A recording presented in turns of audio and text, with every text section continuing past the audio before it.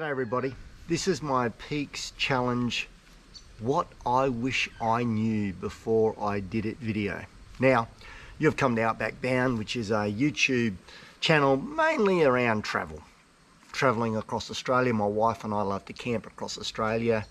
I've been to Everest Base Camp and a few other bits and pieces on my channel. If you like it, great, please like, subscribe, awesome. There's plenty of stuff in there. But I've also trained for 6 Peaks Challenges, Falls Creek. I've done 4 of those. The other 2, well, one I trained for it and there was the landslide of 2023. Great sadness for us all. And another one, I did all the training with some young fellas, nearly 25 years younger than me. But I chose not to do it. I hugged them all on the line as they were emotionally there and took photos for their wives. So I've trained for 6 Peaks Challenges Falls Creek, and I also did one of the Gold Coast ones back in the day. There was 2 years of that and I did one of those. It was an awesome event actually. It's a sad thing that it ended, but what I wish I knew. So there's a few things that I want to talk about in this video, and for those of you who it's coming ahead and you're freaked out, well, so you should be. I say that it is both the best day of your athletic life and it is also the worst. Well, why is that? Well, let's talk about the positive first. It's a great achievement. To do that ride, to do 235 kilometres and 4,500 metres of climbing in the Victorian Alps is quite the achievement. And if you get to cross that finishing line, no matter what time you've done, hopefully under 13 hours, the sense of achievement is enormous. And there'll be people there cheering you on as you take that final bend and you've done it. The worst day of your athletic life, because it is seriously difficult. It is very difficult. And of course, there's all the training that's gone on before. So, let me highlight a few things and work through a few things. Okay, now the first one is age and ability. Now, I was born in 1967, right? So I am currently, when this video is made, I'm 57 years old. I did it at 48, 49, 50 and 55. Ability, none, no ability, right? I wasn't a great cyclist. I have no real natural ability, but I do work hard. I do work hard. So I wasn't a cyclist as a younger bloke. I took it up basically in middle age, and I didn't do endurance cycling until I was in my, early 40s, that kind of thing. So to me, it's been all about hard work. And so I believe that, that's probably the key to thing is hard work and consistency. Well, what have I done?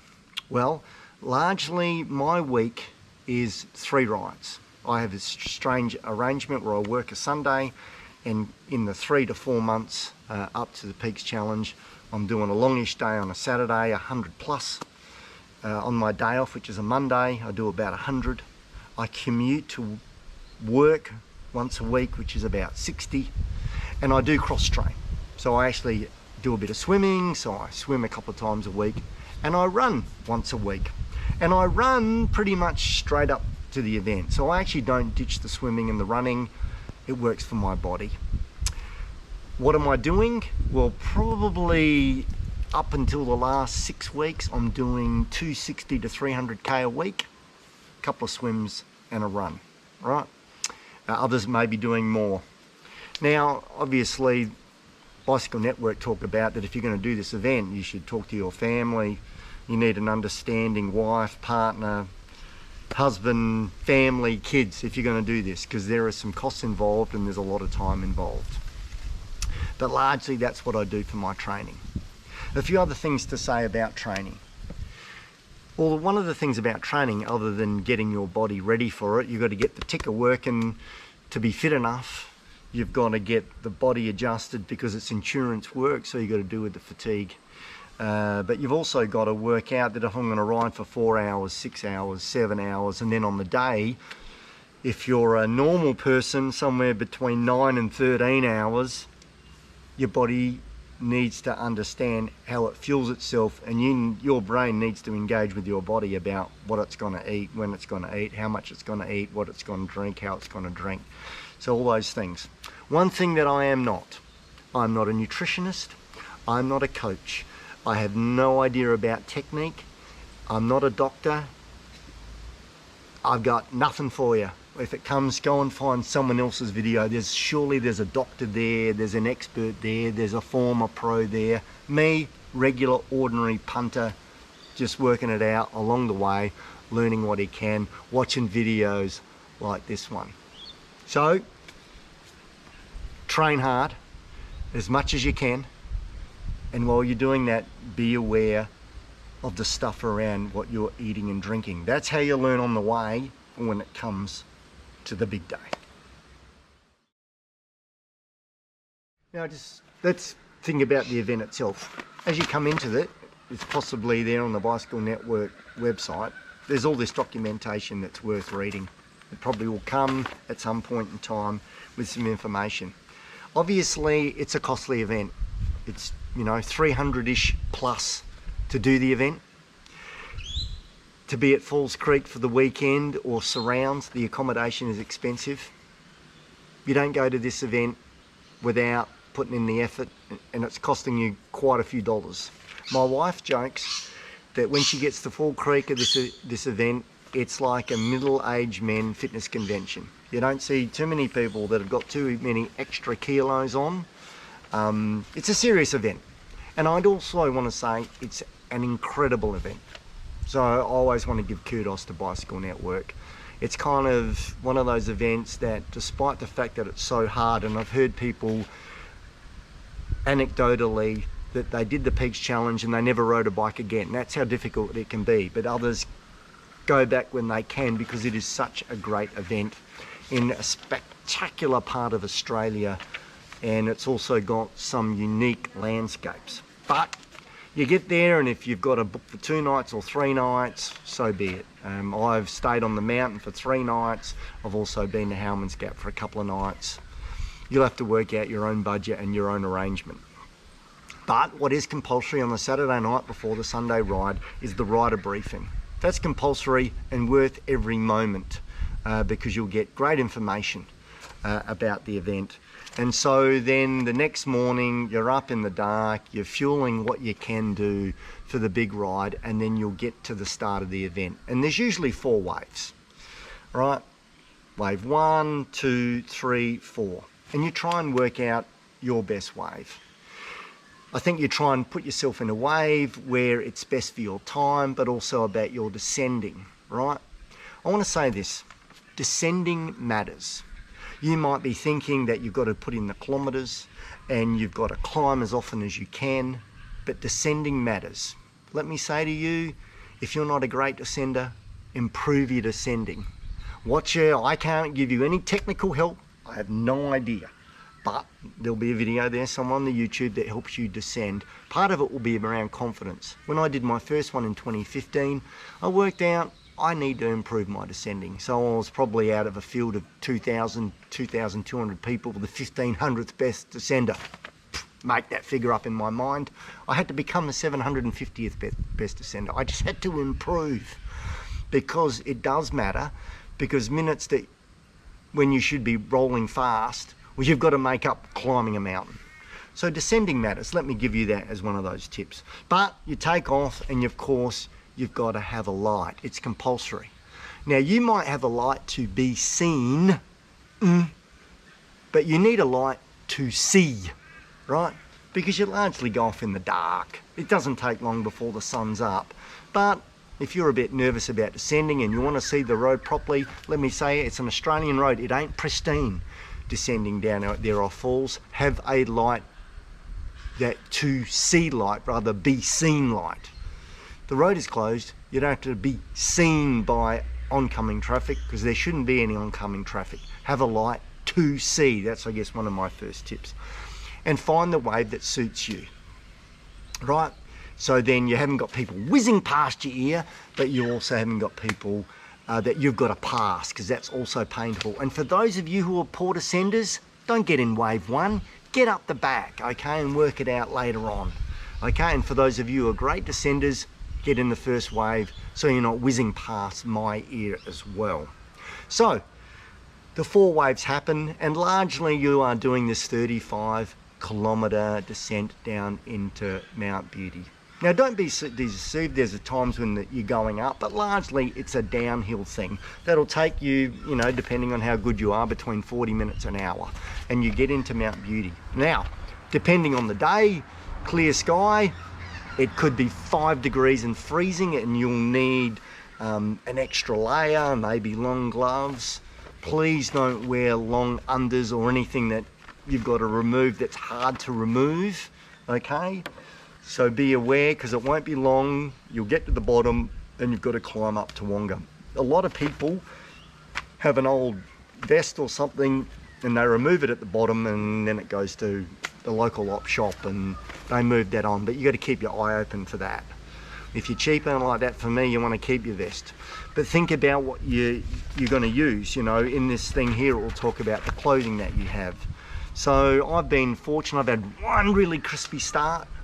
The others have been mild enough where I've been able to have cut-off finger gloves, but I've started with clear sunglasses, with a proper darker sunglasses carrying on me or on my helmet, and I've had arm warmers, and I've had a vest under a jersey that I'm going to wear for the day. So you really need to think through. You've got to have some options, and you might get a rubbish day. I didn't do 2020, I think 2020, look that one up on YouTube. I think there was some crap weather that day. So you need to be thinking about if you're having rain or something like that. So be prepared for anything. It is the mountains. So I'll call the first section, the section from the start, in the dark, and the light comes, you descend down to Mount Beauty. You've had a big feed beforehand, if you can do that. I think it's going to be a long day. Get up earlier and eat. Really worth having a feed. Look to a nutrition video or information for that. Like you said, not an expert. And you'll need, you know, a couple of tubes, an ability to fix a puncture. Pray, Lord have mercy, that you don't have any punctures on the day or any mechanical trouble. But you wind down to Mount Beauty. You get to the base and then you have to climb Toowonga. Now you can look at the maps around that. There's this kind of chart around the place. I might even have it on the screen for you. But largely you descend and then you've got to ascend Toowonga Gap. Now I'm from South Australia. I'm an Adelaide boy. To me, climbing Toowonga, I think it's 7 k's at 7-ish%. It's like climbing from the CBD in Adelaide up to Mount Lofty, right? And you'll see on this, it's like, or on the screen, it's a pimple. It's a pimple. They originally called the thing 3 peaks. Well, it's 2 peaks and a pimple, really. And it's a great climb, and everyone's a bit chatty going up that first hill. Everyone's a little excited. So up you go, but again, remember, it goes for 235 kilometres. Don't use all your petrol on your first climb, but up you go. You get to the top of Toowonga, and there is usually then a feed station. You can get water or drinks or food. My personal opinion is that you'd want to be trying to save some time, and I'll say something about that in just a moment. You get to the top of Toowonga and then you've got to descend, and it's a steep descent. At the Rhino briefing, they'll go off their nut about how dangerous that descent is, and that on certain bends, I never know the number, I'm too nervous to go too quickly, bends 3, 5, 7 or something or other, that it's a reverse camber, and that if you're not careful, you will crash. And then they say, well, there will be a certain amount of people who will not listen to what we're saying, and you will crash tomorrow, and almost certainly someone will crash. And I have done a Peaks Challenge where the next day I see a guy ripped up, he broke his saddle, he somehow did the whole thing with broken parts. He smashed down Toowonga, despite the strict advice from Bicycle Network. Anyway, you get down there, and then you're getting down basically to where it plateaus, just near Bright, and you turn left, and you've got the long straight to Harrietville. Where possible, try and find 3 kilometres. What do I mean by 3 kilometres? Get yourself in a bunch. And the #1 spot to get yourself in a bunch is between the bottom of Toowoomba there, just by Bright, all the way to Harrietville. Get yourself in a bunch, try and save some energy and get yourself in a group all the way to Harrietville. And Harrietville is the spot of Valet 1 at about 70 kilometres. At 70 kilometres. Now you get yourself into Harrietville. I try and make that my first stop. I try not to stop between the beginning and Harrietville. Hopefully I've timed the amount that I've drunk so I haven't had to stop for a pee, and I've got myself into Harrietville. And there I use my first valet. And there I usually have my 2 bottles ready to go.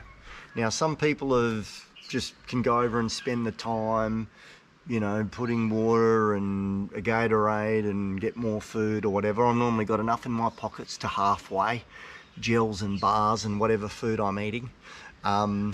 I take as an opportunity to recycle some old bottles, so I remove the bottles that I've had, the normally rubbish ones, into the recycle bin, and then I've already got 2 bottles ready to go. One with what I call a potion, you know, with an electrolyte and some energy, some carbs in it, and a water.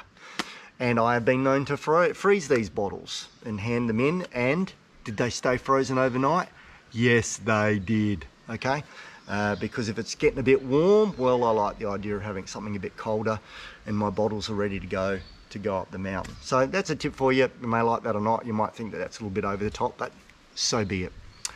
There's the beginning of your climb. Now, at this time, I want to pause.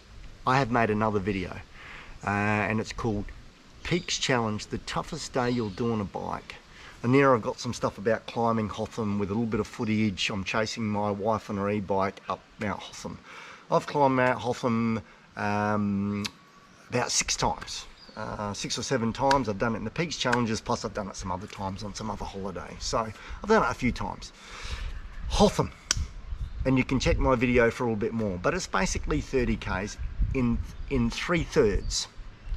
The first 10 is pretty tough, 5-6%, with the Meg in there, which is a 11-12% pinch. It goes for about 300 meters. It's tough going, but you've got to settle in and realize what you've got ahead of you. You get the first 10 done, it's almost on the 10K. It's uncanny how well it sorts itself out. Then there's the middle third, which is almost like a false flat. It's 2 to 4%. Some of it you feel like you're flying, all of a sudden you're thinking you're feeling good. Oh, what's so hard about Mount Hotham? That goes for about 10 Ks. And then, so then you're 20 Ks up, and then there's the last 10. And you might even see the sign at 20 Ks to say that what's ahead is 4 or 5%. Do not be deceived. Do not be deceived, because in that last 10 is 2 descents, iconic ones. You'll find the photos of those. And where you rattle down at 40, 50, 60k an hour, but then you've got these climbs. One of them's the CRB hill, which is, I don't know, 10%-ish for about a K. It's a mongrel. It is a mongrel. And you go up there and you might get a bit windier. And then with 5Ks to go, you'll just look across the valley and you'll see Mount Hotham. You'll see bits of the village. You think you're there, but you're not. And you come to these moments where you're taking the right bend and you think this is the last right bend, and then it's not. And you get past the bit where people hike to Mount Feathertop, but you eventually get there, right? It'll take you, depends on your talent, between, I don't know, the superstars will do it in an hour and a half. There'll be others who do it in 2.5 hours. I've done it usually between an hour and 50 and 2 hours. Okay, get to the top, and at the top of Hotham is 104. You're at 104, you go over the top, you feel a bit of relief, you might be aching. My 2022 ride, it wasn't fun. I am aching here and I'm aching there, and you're going, oh gee, how am I going to last another 135 Ks? Well, let me tell you folks, the aches that I've had at the top of Hotham have not necessarily got any worse by the end of it. So you just got to tough it out. As I said, it's the toughest athletic day you'll ever do on a bike. You just got to hang in there. So you get over 104, and then you'll largely descend with some rises into lunch at Dinner Plain. Loosely lunch at about 116, 17 kilometres. Okay, you get to dinner plane. You're largely halfway. This is the lunch spot. You'll find that there's some normal food, which eat the normal food you can. There's normally a chicken wrap or stuff like that. There might be fruitcake, there might be Anzac biscuits. But try and eat the normal food if you can. This is also the opportunity, if you're going to get a nice-ish day, you might get rid of your vest and you might get rid of your clear sunglasses if you descending in the dark and you've just got the proper sunglasses. You may get rid of your arm warmers. You there might reapply sunscreen. And there you might have a quick stretch, okay? So normally I'm doing a bit of a stretch because I'm an old man while I'm putting sunscreen and devouring some normal food at the halfway point. And I get rid of my vest, glasses, arm warmers. If you had a cold start, you might change, get rid of your gloves because you don't need them. That's the return valet. What you put at dinner plane gets sent back. You get to see it later. So you can dump gear and you know you're going to get it back. In your bag, you might have, again, stuff that you want, that you like, right? So I have had usually 1 litre water bottles, 1 litre water bottles with a water and a potion in these water bottles. And the ones that I've kept, I put them in the bag because they're normally nicer bottles that I want to keep, some nice ones, put them in my return valet, put in my new bottles. I might have, again, I'm not a nutritionist, you know, in an old kind of Gatorade bottle, some kind of protein / recovery chocolatey drink. Again, not a nutritionist, but I normally take some kind of recovery thing with some carbs and some protein in it. Some people believe in that. You should be putting protein in there. And you might have in there an extra tube because you've had a bad experience in the past. You might even have a tyre. I'll give you a quick picture. See that there? When I did the Gold Coast Peaks Challenge at 157, out of nowhere, that's what happened to my tyre. It blew like crazy. Yep. And I had 2 tubes, and because it was such a big blowout, it created a buckle in my wheel. Okay.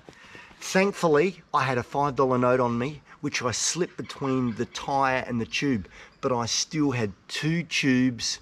I had 2 more punctures, and then there was a road service, went ahead to a stop, found a woman in a cafe in a place called Chillingham who had a bike with a tube, and when I got there, they gave me an extra tube, and that was the 3rd tube I needed. So I ended up with 3 punctures on that Gold Coast event. Anyway, so I'm a little scarred, let me tell you. So no, I've had that just there, just in case. It hasn't happened since, but nonetheless, things happen. And so then I head out. Now, I'll give you an idea. You know, for those of you who use your Garmin and you've got your Strava and you think about your moving time, remember, for the Peaks Challenge, you might have a goal. You might have a 9-hour goal or a 10-hour goal, 11-hour goal, 12-hour goal, 13-hour goal. You know what? Bicycle Network aren't pausing it when you're stopped. It's what's happening in real time, right? So you get your Strava moving time. Moving time means nothing in the Peaks Challenge. It's the time that you've started and stopped. So if you're on the edge, you're worried about the 13 hours, you can't be cafe latteing. You've got to minimize your breaks. Now for me, my challenge each time is to try and break 10. The first time I did it, I was a bit too casual with my time and I was on the cusp.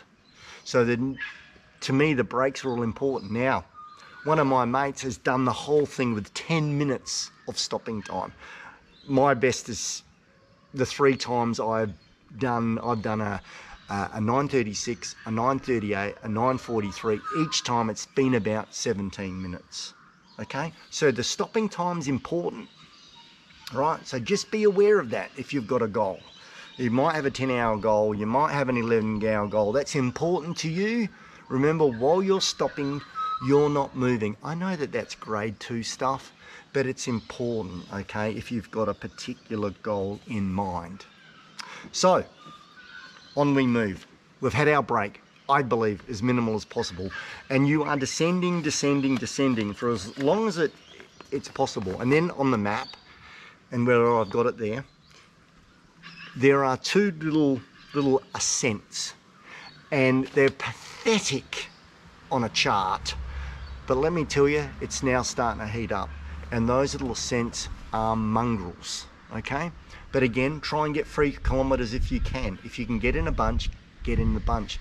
But don't burn yourself if the bunch is going too quickly. Please remember, it's 235. The challenge is mainly with yourself. Try and get 3 kilometers, but don't bust your butt. If the bunch is going too quick, there's still a long way to go. And so largely it's between 116 through to the Omeo break at 159. So largely it's 40 k's. Mostly downhill. So now you've got yourself to Omeo. Mostly downhill, couple of peaks, a descent into Omeo.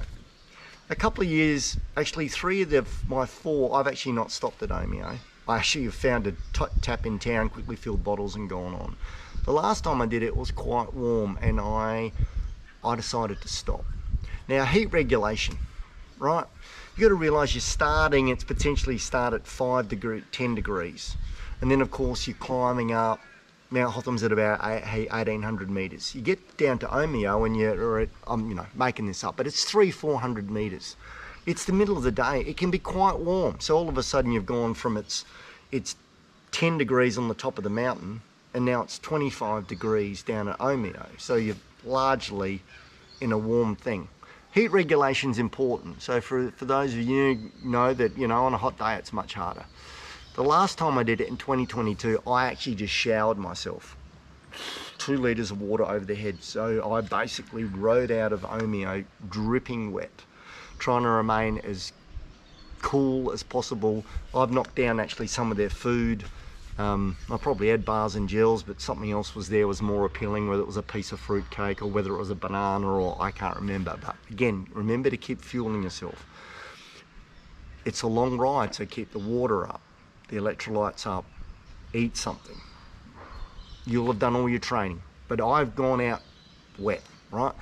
And I remember the last time I did it in 2022, I ended up riding and chatting with a fella who was one of the 4 guys who had done 13 in a row. So, mate, he was my hero. We headed out of Omeo, and it's sort of undulating, and then there is this nasty climb / rise, okay? And you're completely in the sun, it's exposed. So the valley's off to your right, the sun's beating down on you from the northern sky, there is not any shade, and you do this 5k 5% thing. It is a mongrel. So just be aware of that. It's quite warm at that point, and then you sort of eventually turn left, and you then go down to an old rickety bridge which you don't have to walk across these days, but you did at one point in time.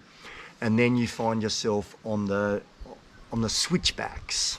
Switchbacks is probably overstating it, but you do the switchbacks all the way through to Angler's Rest. If you can get yourself in a bunch, fantastic. Or even just a small group, do that. The last time I've 3 times I've had a bunch. The last time it was just 2 of us. And you work your way to Angler's Rest. And Angler's Rest is at about 188 kilometers. Beautiful. If you're actually feeling good enough to have a quick look, the scenery is stunning. It is incredible between Omeo and Angler's Rest at 188. Okay, at this point, there's a chart like this floating around. I don't know if it's on the website or you'll get it when you get there, but it's actually quite good. And whether I've got this on the screen for you nicely, but it gives you a bit of an idea of roughly where you should be at a certain time if you've got a particular goal, from 8, 9, 10, 11, 12, 13 hours. It's a guide, right? Because everyone climbs and descends differently. There are days when it's going to be hotter and cooler. There are days when you've got a tough breeze, like in 2017. Coming home was tough because it was a bit of a headwind. You had a tailwind early, a headwind later.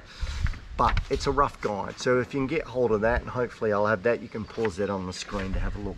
So you get Angler's Rest, right? It was just this little there's a bed and breakfast, an old restaurant spot, and there'll be toilets there, and you can get Powerade, Gatorade, water, gels, bars, salt and vinegar chips I think they have on offer. So there's all the stuff that you need at all of these spots, whether it's at the top of Toowoomba, Harrietville, up Buckland, at Buckland Gap there's normally a spot that you can get something as well.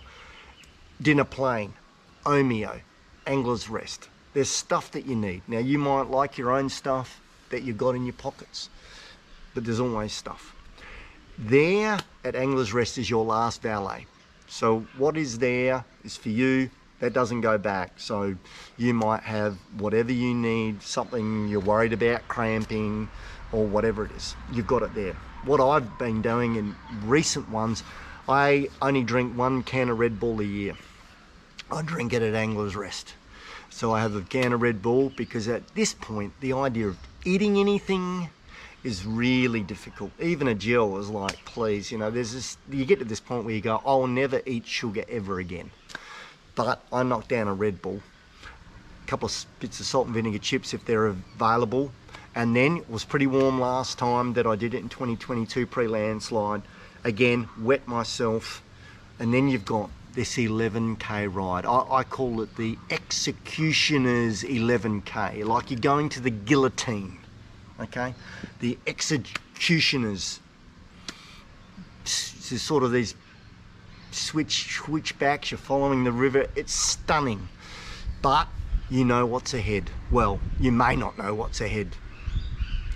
What's ahead is really difficult. And so my experience is no one's rushing from Angler's Rest. It's almost like they're psychologically holding themselves back because they're going to the executioner's chair because WTF corner awaits. And so you do the thing, and then at 199 with over 3,000 kilometers in your legs, you turn left up WTF. In more recent years, they've had someone dressed as the Grim Reaper, which is fantastic, gives you a bit of a, it's the last smile you're going to have for a long time. And it's about 17% for 400 meters, and then you settle yourself in. Well, you know it's going to be about 10% for 10, 12 Ks, right? And it's pretty steady, it's pretty on the go. There's a moment there where you have a false flat for 400 meters, and you get up to the 8, 10 K-ish mark, and you have a little descent for maybe, I don't know, 800 meters, but then it punishes you, and so you've got a little 12%er up. But largely it's a pretty steady 10 to 12 Ks at 10-ish% with a couple of reliefs. There's less relief than it is consistent, okay? Pray that it's a little bit cloudy. A cloud will come over because it also can be pretty warm because the sun is there, okay? Now, when it comes to the gearing, if you can find an extra gear, find an extra gear. You know, when I was younger, at the age of 47, I don't know, I think I had a semi-compact with a 26 or something. It was my fastest time up the Backer Falls, and I walked 2 times, still my fastest time. But I got smarter, put extra gearing on. The last one I did, I had an 1134 with a semi-compact. So I've got an extra gear. And largely what I do is, I put myself into a coma. And I just shut everything down, and I watch my heart rate. Now, I don't have a power meter. I don't have one of those, don't know how it works, don't know how much it costs, more than I want to pay. So I have actually had a heart rate strap, and that's what I do. And that's another tip. You know, you get excited on the day, you've trained at so many beats per minute, and on the day you're operating 10, 20 beats more. That's a recipe for disaster. And I just watch my heart rate. Normally, I get to that point, I'm fatigued, I'm feeling nauseous. I've even shut myself down to like 115 beats a minute, and I'm into a coma. I find that no one's talking. It's Zombieville, it's the living dead just going up there. And you know, at certain points everyone's a bit jovial, but up the Backer Falls, you're surviving. surviving. Maybe you've done it and you're having fun with your pals or whatever, but generally my experience is everyone's just living and no one's talking, and you just gotta hang on until you get to Trapyard Gap.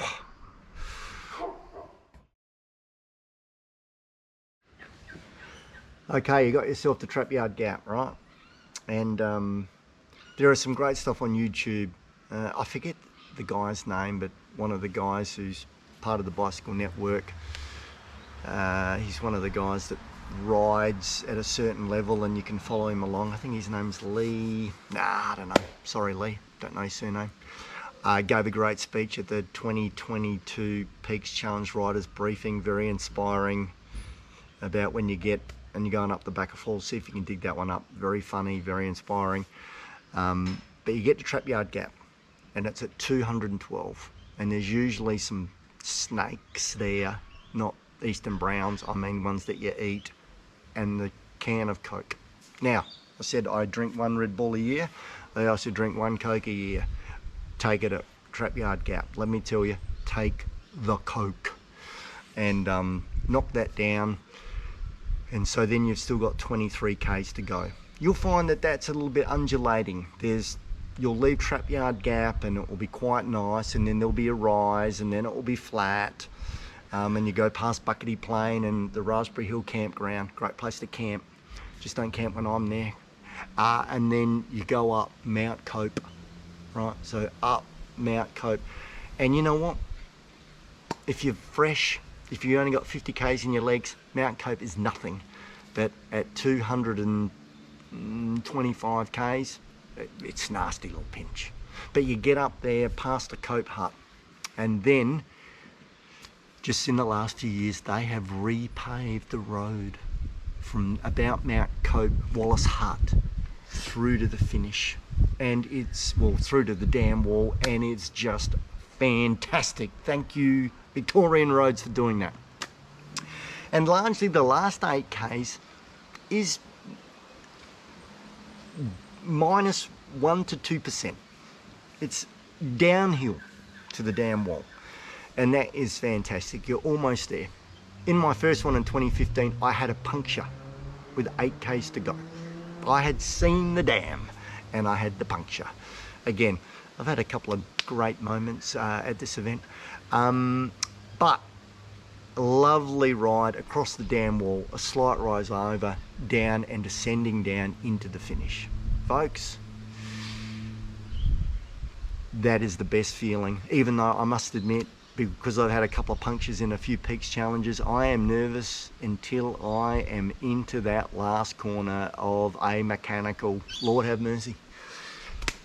But when you turn that corner, there's a crowd of maybe a loved one or two, you may have some friends, or if not, you've got complete strangers. But the families and friends of people that are there, and the people who have finished, know how horrendous and difficult and challenging this has been, and they will cheer you as a complete stranger, and you'll cross that line and you will be absolutely thrilled that you have achieved this enormous feat. And then you'll just be glad it's over, and you'll be exhilarated, and you'll get something to eat and drink, and then at some point, if you can, you'll go back to the finish line and you'll cheer on complete strangers, and you'll be emotionally excited for them, not because you know them, you just know what they have been through. And so it's a great event, folks. It's a great event. So if you're teetering ever about doing this thing, is it worth the effort? Well, if it's not going to cost you your marriage or your relationships with your kids, well, nothing like being out there, getting fit and healthy. And if you can get there, find the time, find the money, it is an awesome achievement. And if you can break that 13 hours and you've got that trophy of that jersey, you will look at that jersey like no other jersey that you've ever had. You'll be so thrilled. So, give it a rumble. There's some tips. Look at some other videos. That's it from my perspective. I hope you have a great Peaks Challenge.